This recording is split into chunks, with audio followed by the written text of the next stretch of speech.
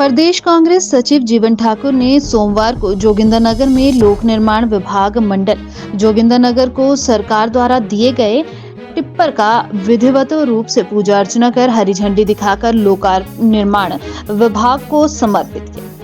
इस दौरान जीवन ठाकुर ने कहा कि जल शक्ति विभाग का डिवीजन जो चौंतड़ा में खुला हुआ है, मैं उसका विरोध नहीं करता। उन्होंने कहा कि यह भवन किसान भवन की बिल्डिंग को किराए पर लिया गया था और उसी को जल शक्ति विभाग के कार्यालय में बदल दिया, लोगों को जल शक्ति विभाग की सुविधा देकर, लेकिन किसानों से उनके कार्यालय छीन लिया। उन्होंने कहा कि इस मामले को हम माननीय मुख्यमंत्री के ध्यान में लेंगे। उन्होंने कहा कि वैसे ही काम भाजपा सरकार ने मकरीड़ी में उप तहसील खोलकर किया, जब वहां पर भवन का ही प्रावधान नहीं था, तो यहाँ पर सब तहसील कैसे खुल सकती है। उन्होंने स्थानीय विधायक पर तंज कसते हुए कहा कि जोगिंदरनगर में जो स्थायी विजन के साथ काम करना था, उन्होंने नहीं किया। उन्होंने 2017 में जोगिंदरनगर विधानसभा क्षेत्र में इंस्टीट्यूट लाने का सपना दिखाया था और ऐसा भी कहा था कि जोगिंदरनगर में एक अच्छा हॉस्पिटल लाएंगे तथा यूरोपीय देशों में जो फैसिलिटी होती है वैसी फैसिलिटी जोगिंदरनगर में देंगे, तो वह भी नहीं लाया।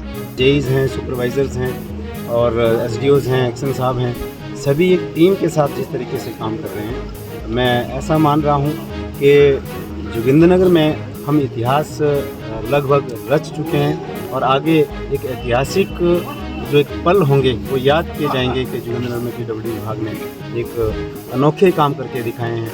चाहे वो सुरगनी माता का मंदिर हो, चाहे वो पाबो से दबड़हल नेरी लांगना का रोड हो, चाहे वो अब हमारे जो अगला टारगेट है चरडुग है, चाहे बदनधार है।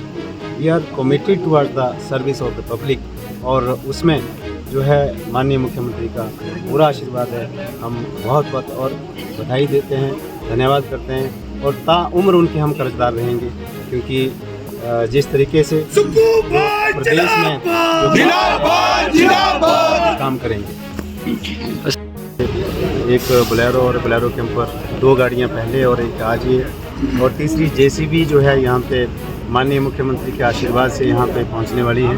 तो मैं माननीय मुख्यमंत्री का जोगिंदरनगर क्षेत्र के सभी वासियों की ओर से बहुत बहुत धन्यवाद करता हूँ और जोगिंदरनगर क्षेत्र के सभी लोगों को बधाई देता हूँ कि मुख्यमंत्री महोदय, क्योंकि हमारा जोगिंदरनगर जो क्षेत्र है एक बहुत विकट परिस्थितियों में जो है रोड्स हमारे हैं और वहाँ पे स्लाइड्स आते रहते हैं। थोड़ी भी बारिश हो तो सकते हैं, चाहे वो आपके गठासिनी का क्षेत्र हो, चाहे बसाई धार का क्षेत्र हो, चाहे यहाँ पहाड़ी में नैनीधार है। तो हमारे बहुत सारे ऐसे रोड्स हैं जहाँ पे गाड़ियों के बगैर, जो ट्रक्स के बगैर, जेसीबी के बगैर, और जो स्टाफ है उनकी जो एफिशिएंसी जो है इतनी नहीं निकल पाती, क्योंकि हमारे पास व्हीकल्स नहीं थी। तो ये सब प्रावधान जो माननीय मुख्यमंत्री ने किया, तो मैं उनका दिल की गहराइयों से बहुत बहुत धन्यवाद करता हूँ और उम्मीद करता हूँ कि पीडब्ल्यूडी विभाग जो है अपनी पूरी एफिशिएंसी, हमें लोगों की सुविधाएँ देखनी चाहिए। तो उन्होंने चलो ये खोल दिया चौंतरा में, मैं इसका विरोध नहीं करता, ठीक है, लोगों को असुविधा हो रही है, लेकिन अफसोस इस बात का है कि वहाँ पे जो एक किसान भवन की बिल्डिंग थी उसको किराए पे लिया गया और उसी को मॉडिफाई किया गया। आपने एक सुविधा दी, एक फसल बोई और दूसरी फसल को आपने काट दिया। आपने एक सुविधा वापस ले ली किसानों की, जहाँ पे शादियाँ होती थी, जहाँ पे कोई मीटिंग्स होती थी किसानों की, आपने वो सुविधा नहीं दी। तो मैं समझता हूँ कि माननीय मुख्यमंत्री के ध्यानार्थ हम इस बात को लाएंगे। ऐसे कार्य हम ना करें। ऐसे आप देखेंगे बुटेली में सब तहसील है, जब आपकी बिल्डिंग नहीं है, जब भी कोई घर बसाया जाता है तो सबसे पहले हमें उसका वो घर बनाना पड़ता है, और बिल्डिंग नहीं होगी आपकी तो आप वो ऑफिस तो तभी जोड़ सकता है जब हमने कोई बिल्डिंग को किसी डिपार्टमेंट के नाम पे कर दिया, तो एक राइट बन जाता है, लीगली राइट बन जाता है और डिपार्टमेंट जो है वो लीगली बाउंड भी होता है। डिपार्टमेंट जो है उसको उठा भी नहीं सकता। तो आज आप किसी की एक किराए की तरह, जैसे हम किराया आज यहाँ पे लेते हैं बिल्डिंग, कल मैं उसको किराया अपना बदल सकता है, किसी और बिल्डिंग में ले सकता हूँ। तो इस तरह के काम उन्होंने किए हैं जो जोगिंदरनगर की जनता को जो स्थायी और एक विज़न के साथ जो काम करना चाहिए था वो उनमें नहीं दिखा। मैं देख रहा हूँ बहुत सारे क्षेत्रों में चाहे वो पगला माकन का रोड था, जो मैं ब्लड ढोल में गया, मैंने वहाँ पे कुछ डिस्कस किया लोगों से कि आपकी बेसिक नीड्स क्या हैं। उन्होंने कहा ये 3 किलोमीटर रोड बनेगा, हमारा 1 ही किलोमीटर का डिस्टेंस खत्म हो जाएगा। तो विजनरी काम नहीं हुए, आज वो काम हम कर रहे हैं। जिसका श्रेय हम माननीय मुख्यमंत्री को देते हैं। सुक्खू भाई जिंदाबाद। 2017 में मैं ये कहता हूँ सिर्फ उन्होंने इंस्टीट्यूट लाने का सपना नहीं दिखाया था, उन्होंने सपना इंस्टीट्यूट लाने का दिखाया था, चाहे वो टेक्निकल है चाहे वो एकेडमिक है। उसके बाद उन्होंने सपना दिखाया था कि यहाँ जोगिंद्रनगर में हम हॉस्पिटल भी एक अच्छा हॉस्पिटल लाएंगे और जैसे यूरोपियन कंट्रीज़ में जो मेडिकल फैसिलिटीज़ होती हैं उस तर्ज पे हम जोगिंद्रनगर में फैसिलिटीज़ देंगे, वो भी उन्होंने नहीं लाया। और उन्होंने कहा था कि युवाओं को हम विदेश भी ले जाएंगे, उन्होंने कहा था कि हम यहाँ पे कोई इंडस्ट्री भी ले आएंगे ताकि रोज़गार जो हमारे जो मिले। मैं आपको, क्योंकि अब जोगिंद्रनगर की जनता ये समझती है कोई अरबपति है या करोड़पति है खरबपति है वो काम नहीं कर सकता, काम करने के लिए इंटेंशन चाहिए। यहाँ पे आपदा आई, कोरोना आया, तो एक समाज सेवी के रूप में उन्होंने दस्तक जोगिंद्रनगर विधानसभा क्षेत्र में दिए थे और लोगों ने भी बिल्कुल दिल खोल के उनका समर्थन किया और उनको विश्वास था कि यहाँ पे हमारी समाज सेवा के रूप में एक फरिश्ता यहाँ पे आ रहा है। लेकिन वो अब पर्दे के पीछे उनका राज कुछ और था। आप मीडिया पर्सनल हैं, आप सब लोग इलेक्ट्रॉनिक और प्रिंट मीडिया के साथ ही यहाँ पे हैं। मैं आपको ये कहना चाहूँगा कि जब ये 2017 के चुनाव की आपने बात की उस वक्त उन्होंने ये विज़न जोगिंद्रनगर के लोगों को दिखाया था कि हम नशा मुक्त भी कर देंगे। और यहाँ पे जितने युवा हैं, मैं समझता हूँ कि कोई भी क्रिकेट का खिलाड़ी ये बचा नहीं कि उसने क्रिकेट ना खेली हो। उसको ये आश्वस्त किया गया कि क्रिकेट के माध्यम से आपको नशे से दूर करेंगे और उसके बाद आपको रोज़गार के लिए हम वहाँ ले जाएंगे। लेकिन पर्दे के पीछे उनका मकसद सिर्फ कुर्सी को पाना था, वोट लेना था। उसके बाद आप बताएं कि कोई क्रिकेट की प्रतियोगिता उन्होंने की और एक की तो उसको आधी अधूरी छोड़ा। तो केवल कुर्सी पाने के बाद वो जो अपने टारगेट्स उन्होंने 10-12 उन्होंने टारगेट्स रखे थे उसमें कोई भी काम नहीं किया।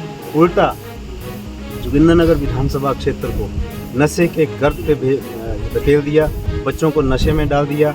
और आप देख रहे होंगे अभी जब चुनाव, ये भी रिसेंटली जो चुनाव हुए, जो उनके आज भाजपा के प्रवक्ता बने हुए हैं उनके ऊपर जो है वो शराब के बिक्री का, शराब की चोरी का, शराब को बांटने का जो है उन गाड़ी पकड़ी गई और उसका केस भी उनके अगेंस्ट दर्ज हुआ है। तो बहुत अफसोस होता है कि एक आदमी इस कुर्सी को पाने के लिए कई बार अपने बाप का नाम लेंगे, कई बार किसी का नाम लेंगे, वोट हासिल करेंगे और जो मकसद एक राजनीति का सेवा नीति है उससे दूर हट करके अपने बिजनेस को बढ़ावा दे रहे हैं। ये बहुत अफसोस की बात है और मैं समझता हूँ कि जोगिंद्रनगर के लोग अब जाग चुके हैं। सर, मुख्यमंत्री फायर सब स्टेशन मिला है जिसके लिए मैंने पहले भी माननीय मुख्यमंत्री का धन्यवाद किया है। और जो घोषणाएं बजट में उन्होंने माननीय मुख्यमंत्री ने जब से इस प्रदेश की कमान संभाली है वो 18 घंटे काम कर रहे हैं। और मैं ये समझता हूँ कि कांग्रेस पार्टी में जो एक पहली दफ़ा एक ऐसे व्यक्ति मिले हैं जिन्होंने ज़मीनी स्तर पे काम किया है और आज उन्होंने जो वर्ल्ड बैंक, नीति आयोग, ये किसी प्रदेश के मुख्यमंत्री कितने शॉर्ट टर्म में अगर प्रशंसा कर रहे हैं तो वो माननीय मुख्यमंत्री ठाकुर सुखविंदर सिंह सुक्खू हैं। और हिमाचल प्रदेश की जनता के लिए ये एक बहुत बड़ी बात है। और मैं आपको ये भी कहूँ जो बजट में जो घोषणाएँ की हैं, एक व्यक्ति, कोई मुख्यमंत्री अगर अपना घर का निजी बजट जनता के लिए समर्पित कर रहा है, 0.5 करोड़ 51 लाख रुपए जो मुख्यमंत्री जनता के लिए समर्पित कर रहा है, स्वाभाविक है कि उनका बजट आम जनता के लिए ही होगा। और इसका परिणाम आप देख रहे होंगे, गांव में जो एनटीटी वो कोर्स करते हैं, वो बच्चे एनटीटी कोर्स करते हैं जो मध्यम परिवार के होते हैं, उन्होंने एनटीटी के लिए जो 6,500 जो वैकेंसीज जो है उनको एंटाइटल किया कि वो प्री नर्सरी क्लासेस पढ़ाएंगे। ये बहुत बड़ी बात है आम जनता के लिए।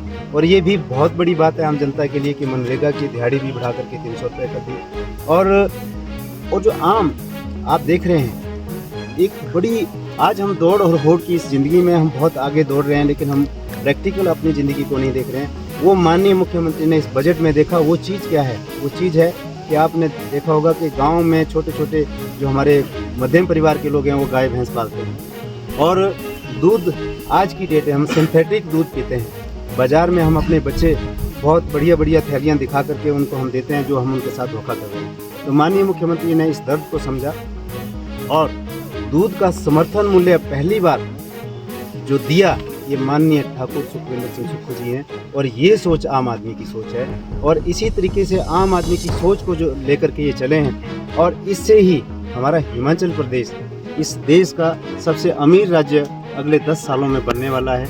ये मुझे पूरा विश्वास है और उनकी कथनी और करनी में कोई अंतर नहीं है। ये जो है माननीय मुख्यमंत्री का आज जो है एक एक बच्चा जो है इसका उदाहरण है, वो उनकी प्रशंसा कर रहे हैं। सुक्कू भाई